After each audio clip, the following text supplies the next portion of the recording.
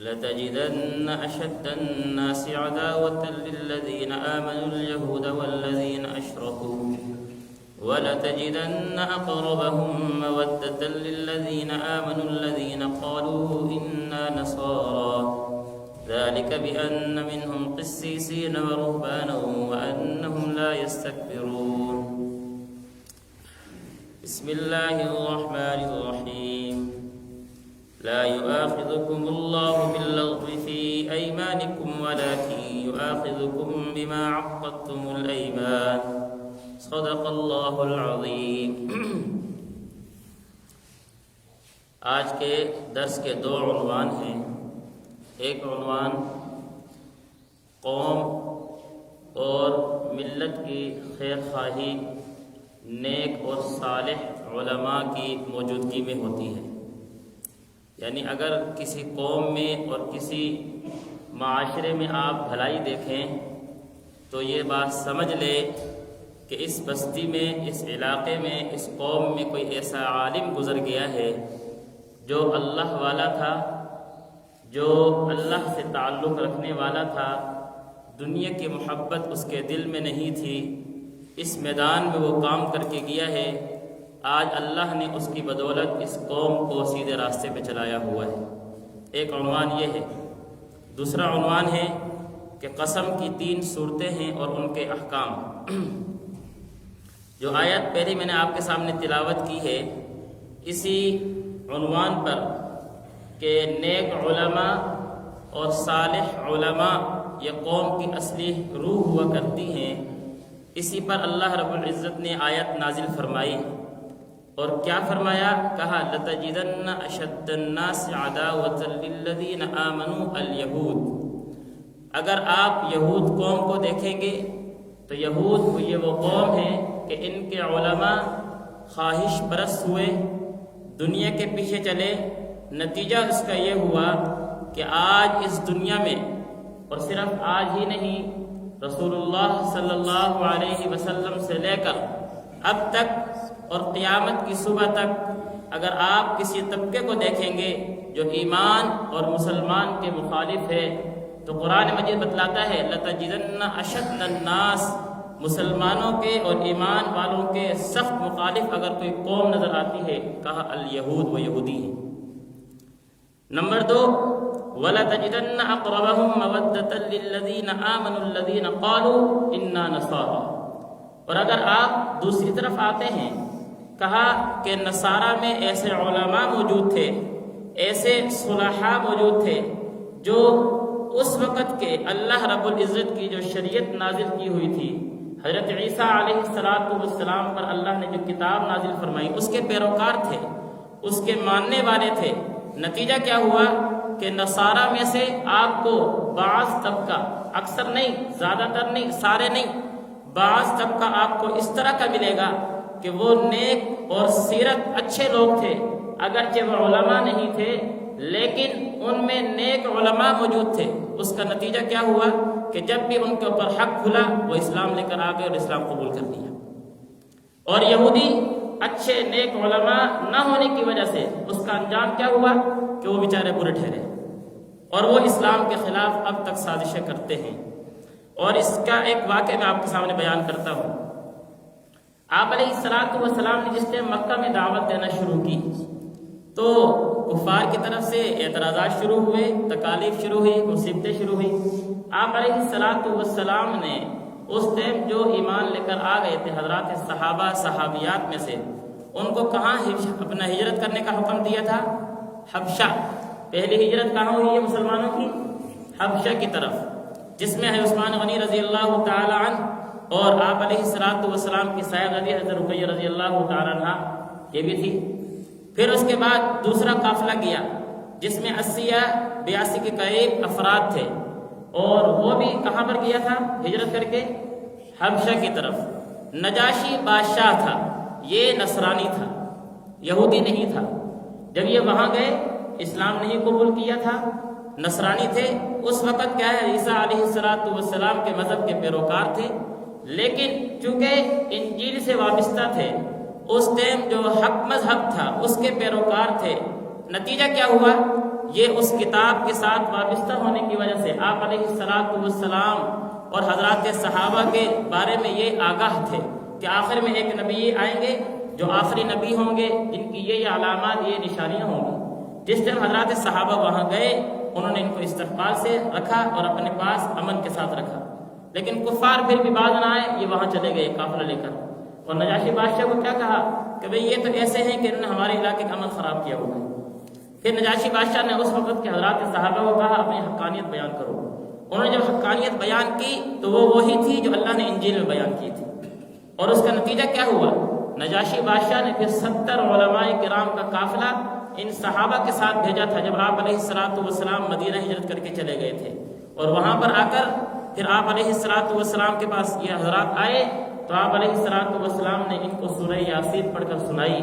یہ سورہ یاسین پڑھتے تھے اور روتے تھے، یاسین پڑھتے تھے اور روتے تھے، اور پھر وہیں پر اسلام قبول کر لیا۔ یہ کیا چیز تھی؟ یہ وہ علماء تھے جو صالح تھے، اور پھر اس کا انجام کیا ہوا؟ جو عنوان ہے اس کی طرف میں آپ کو لے کے جا رہا ہوں۔ انجام کیا ہوا؟ نیک صالح علماء یہ قوم کی خیر خواہی کے اصلی روح ہوا کرتے ہیں۔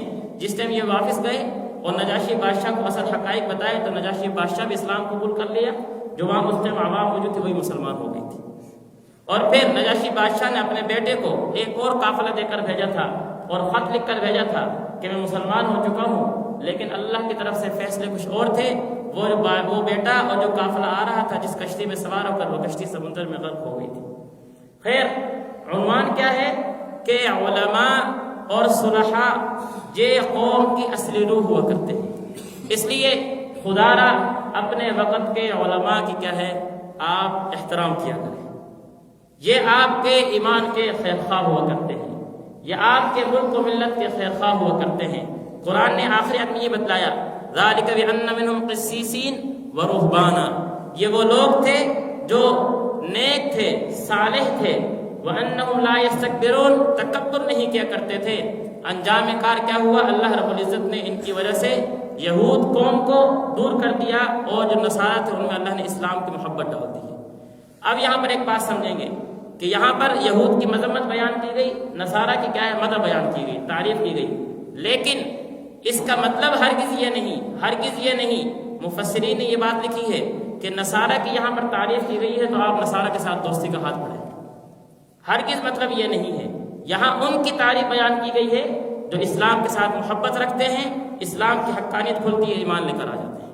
جو اسلام کی حقانیت نہیں رکھتے، اگر آپ دیکھیں گے تو یہود سے آگے ہیں نصارہ مشرکانہ عقائد میں، یہود سے آگے ہیں نصارہ مشرکانہ عقائد میں۔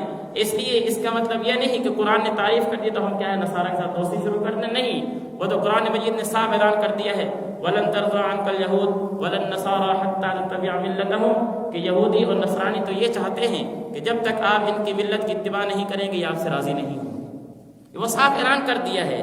لیکن یہاں پر قرآن نے ایک رخ بتلایا ہے ان کا۔ دوسرے عنوان کی طرف آتے ہیں۔ قسم کی 3 صورتیں ہیں۔ نمبر 1 یمین غموس، میں تعریف کرتا ہوں۔ نمبر 2 یمین لغو، نمبر 3 یمین منعقدہ۔ یمین کہتے ہیں قسم کو، یمین غموس پہلی قسم۔ یمین غموس کسے کہتے ہیں؟ گزشتہ ایک واقعہ ہے جو رونما ہو چکا، لیکن آپ اس کے اوپر جان بوجھ کر جھوٹی قسم کھاتے ہیں۔ آپ کو پتہ ہے کہ وہ واقعہ غلط ہے یا وہ واقعہ ہوا ہی نہیں، لیکن آپ جان بوجھ پر اس پر کیا ہے جھوٹی قسم کھاتے ہیں۔ مثال کے طور پر پیچھے کیا ہے کل پرسوں ترسوں ایک واقعہ گزرا، آپ کو پتہ ہے وہ غلط تھا، آپ اس میں جان بوجھ کی قسم کھاتے ہیں کہ میں قسم کھاتا ہوں وہ ٹھیک تھا۔ اس کو کہتے ہیں یمین غموس۔ اس کا حکم یہ ہے کہ اس کا کفارہ نہیں ہوا کرتا، یہ گناہ ہے، توبہ استغفار اس میں کرتے ہیں۔ غموس کا معنی ہوتا ہے کہ اس قسم کھانے کی وجہ سے انسان اللہ کی طرف سے جو یہ گناہ کا وبال ہے اس وبال میں ڈوب جاتا ہے۔ دوسری قسم یمین لغو۔ یمین لغو کیا ہے؟ ایک آدمی آپ کے پاس آیا، اس نے آپ کو ایک واقعے کی خبر دی، آپ نے اس آدمی پر اعتماد کرتے ہوئے کسی اور کو قسم کھا کر وہ واقعہ بیان کیا ہے، حالانکہ وہ واقعہ جھوٹا تھا، لیکن آپ نے فلاں پر اعتماد کر کے اگلے آدمی کو وہ واقعہ بیان کیا اور اس پہ قسم کھا لی ہے۔ علماء کہتے ہیں یمین لغو ہے، بیکار ہے، نہ اس میں گناہ ہے نہ اس میں کفارہ ہے۔ تیسری صورت یمین منعقدہ۔ یمین منعقدہ کیا ہے؟ آئندہ آنے والے زمانے میں آپ کسی بات پر قسم کھاتے ہیں، اگر میرے یہ کام ہو گیا تو میں پھر قسم کھا کر کہتے ہیں میں یہ کام کروں گا، یہ یمین منعقدہ ہے۔ اس کے بارے میں حکم کیا ہے؟ چونکہ یہ بھی واقع رونما نہیں ہوا، یہ مستقبل کے حوالے سے ہے۔ اگر آپ یہ قسم توڑ دیتے ہیں تو قرآن مجید نے پھر اس کی 3-4 صورتیں بیان کی ہیں، لیکن یہاں پر پھر 2 مسئلے نکل آتے ہیں کہ یمین منعقدہ اگر آپ توڑیں گے بعض صورتوں میں گناہ ہوتا ہے، بعض صورتوں میں گناہ نہیں ہوتا۔ خیر جو بھی ہے، اگر یمین منعقدہ توڑ دیتے ہیں آپ، پھر کیا کرنا ہے؟ قرآن نے کہا اس میں فَكَفَّارَتُهُ إِطْعَامُ 10 مَسَاكِينَ مِنْ أَوْسَطِ، پہلی صورت اگر یمین منعقدہ آپ توڑ دیتے ہیں اس کی کفارے کی کہ آپ 10 مسکین کو کھانا کھلائیں گے۔ کس طرح کا کھانا؟ من اوسط، درمیانے درجے کا، جس طرح کہ آپ اپنے گھر میں استعمال کرتے ہیں۔ نمبر 2، او کسوتہم، اگر آپ ان کو کھانا نہیں کھلاتے، ان کو دینا چاہتے ہیں تو پھر جتنا ایک فدیے کی مقدار ہوتی ہے، جتنی ایک فدیے کی مقدار ہے، اس ایک فدیے کی مقدار کے اعتبار سے 10 آدمی کو آپ فدیے کی مقدار کے اعتبار سے کھانا دے دیں، کپڑا دے دیں، جو بھی آپ کی صورت ہے۔ نمبر 3، او تحریر رقبہ، یا اگر آپ پہلی صورت بھی نہیں اختیار کرتے، دوسری بھی نہیں کرتے، تو پھر غلام آزاد کر دیں۔ آج کل غلام کی صورت نہیں ہے۔ فمن لم یجد، اگر پہلی 3 صورتوں میں سے کوئی ایک صورت بھی آپ نہیں پاتے ہیں، اتنے پیسے نہیں ہیں آپ کے پاس، مالی حالت ٹھیک نہیں ہے کہ آپ کھانا کھلا سکیں یا دے سکیں، تو پھر کیا کہا؟ آخری درجہ یہ ہے فصیام 3 ایام، پھر 3 دن روزے رکھیں گے۔ لیکن یہ 3 دن روزے اس ٹائم جس ٹائم پہلے پر کیا ہے قادر نہ ہو۔ اگر ایک آدمی وہ کھانا کھلانے پر قادر ہے یا دینے پر قادر ہے، اس کے روزہ رکھنا قابل اعتبار نہیں ہے۔ روزہ رکھنا اس ٹائم میں جس ٹائم پہلی صورت میں وہ قادر نہیں ہے۔ لیکن روزے کے بارے میں یہ مسئلہ سمجھیں گے، فصیام 3 ایام، احناف کا مسلک یہ ہے روزے لگاتار رکھنے ہیں، روزے لگاتار رکھنے ہیں، یہ نہیں کہ ایک رکھا درمیان میں پھر گیپ لے آئے، پھر دوسرا رکھا پھر گیپ، نہیں، 3 دن لگاتار روزے رکھیں گے۔ یہ یمین منعقدہ تیسری جو صورت ہے اس کے کفارے کی ہے۔ اللہ عمل کی توفیق نصیب